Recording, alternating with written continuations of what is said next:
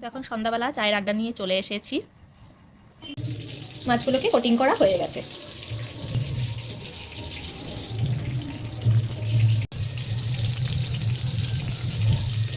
তো হ্যালো সবাইকে, আমি রেউফিয়া আর তোমরা দেখছো আমার চ্যানেল একটু বুবুই। চলে এসেছি নতুন একটা ভিডিও নিয়ে। তো তোমরা কে কোথা থেকে ভিডিওটা দেখছো কমেন্ট করে জানিও। আর আমার ভিডিও যদি তোমাদের খুব ভালো লাগে তাহলে অবশ্যই লাইক কমেন্ট আর অবশ্যই সাবস্ক্রাইব করে দিও। তো চলে এসেছি এখন সন্ধ্যাবেলা। তো এখন আমি বানাবো হচ্ছে ভেটকি মাছের ফিশ ফিঙ্গার। তো চলো দেখি কি করে বানাই, তাই তো? হ্যাঁ হ্যাঁ, তো এই যে চলো। এখন আমি আর বৌদি চায়ের আড্ডা দেবো, আর এই ছানাপোনাগুলোকে এখন টিফিন দিয়ে তারপরে আমি ফিশ ফিঙ্গার বানাতে যাব। এখন কি খাওয়া হবে? এখন চা খাবো। তুমি কি খাবে? আমি বর্নভিটা দুধ খাবো। আর ভাই কি খাবে? এও দুধ খাবে। এটা দুধ না, এটা প্রোটিনেন্স ভাইয়ের তো।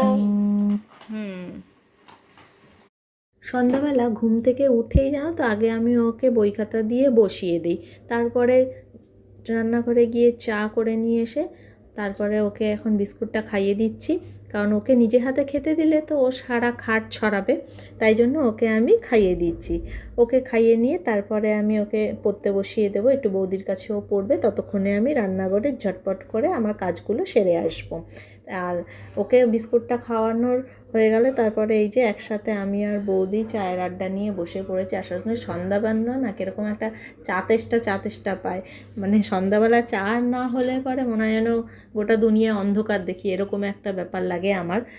আর এখন আমি ওকে প্রোটিনেন্সটা খাওয়ার জন্য জোর করছিলাম, কারণ ও তো কিছুতেই খেতে চায় না এই সমস্ত, তাই জন্য বাধ্য হয়ে আমাকে জোর করতে লাগে।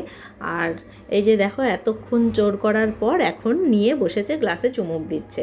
আর তাই সেই ফাঁকে আমিও এখন বিস্কুট নিয়ে বসে পড়েছি চা খাওয়ার জন্য। আর হচ্ছে একটু আদা, একটু রসুন আর লেবু আর দুটো কাঁচা লঙ্কা, এগুলোকে আমি এখন মিক্সিতে পেস্ট করব। আর এই লেবুর রসটা আমি এখন ভেটকি মাছের মধ্যে মাখিয়ে নেব। তো আমার এখন পেস্ট করা হয়ে গেছে। তো একে একে আমি উপকরণগুলো দিয়ে ভেটকি মাছটাকে ম্যারিনেশন করে নিচ্ছি। তো এখন আমি দিয়ে দিচ্ছি হচ্ছে পাতিলেবুর রস, স্বাদ মতো নুন,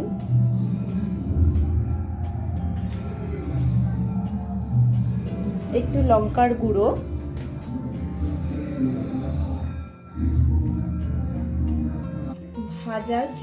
ভাজা মশলাটাকে আমি ভেজে নিয়েছিলাম।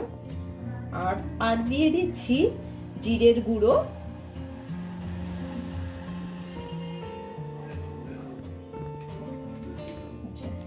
আর দিয়ে দিচ্ছি হচ্ছে একটু গরম মশলার গুঁড়ো।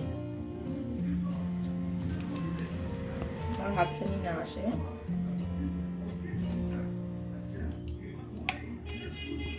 আর মশলার পেস্টটা আমি দিয়ে দিচ্ছি। এরপরে দিয়ে দিচ্ছি একটু কাঁচা সর্ষের তেল। এরপরে এটাকে ভালো করে ম্যারিনেট করে নিচ্ছি।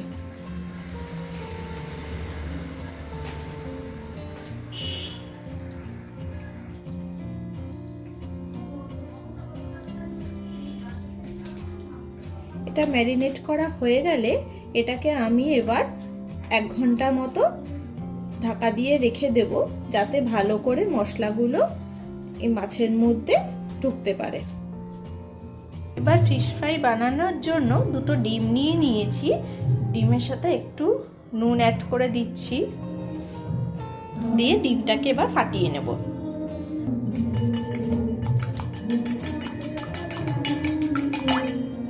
এবার নিয়ে নিচ্ছি প্যানকো ব্রেড ক্রাম্ব, আর যেগুলো পাউরুটির যেগুলো ব্রাউন কালারের অংশ সেগুলোকে বলা হয় রেগুলার ব্রেড ক্রাম্ব। তো আমরা এখানে প্যানকো ব্রেড ক্রাম্ব ইউজ করব। তো এখন ধীরে ধীরে এই মাছগুলোকে ডিমের মধ্যে চুবিয়ে তারপরে এই ব্রেড ক্রাম্বে দিয়ে মাছগুলোকে আগে সেট করে নেব, তারপরে আমরা গরম তেলে ভাজবো। ভেজে নেব এটা। তো চলো এখন ভাজা যাক। এইসব দেখো কোটিং করে নিয়ে নিয়েছি ফিশগুলোকে।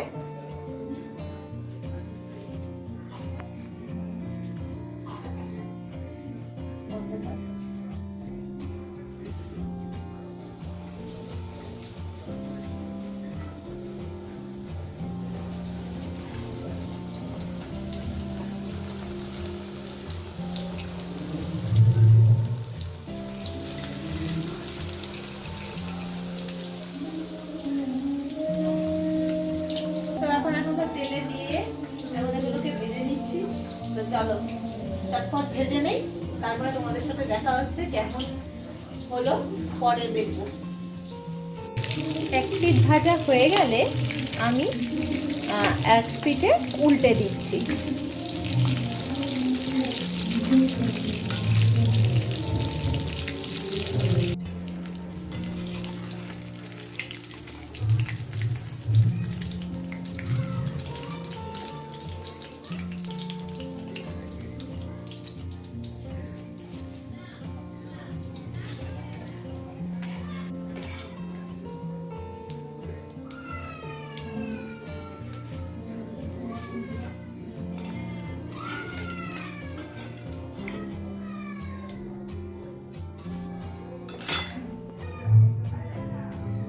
তো আমাদের ফিশ ফিঙ্গার রেডি হয়ে গেছে।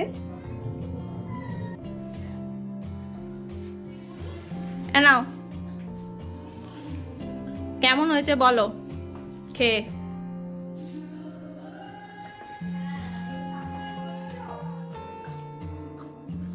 কেমন হয়েছে? ভালো? ঠিক আছে, ওকে, ঠিক আছে। কেমন হয়েছে খেয়ে বল।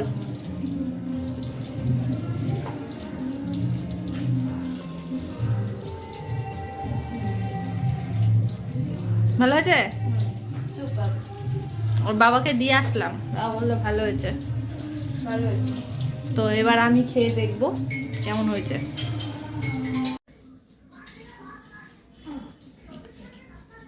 তো চলো আমাদের ফিশ ফিঙ্গার এখন রেডি হয়ে গেছে, এবার খাওয়া যাক। তো চলো খেয়ে দেখি কেমন হয়েছে।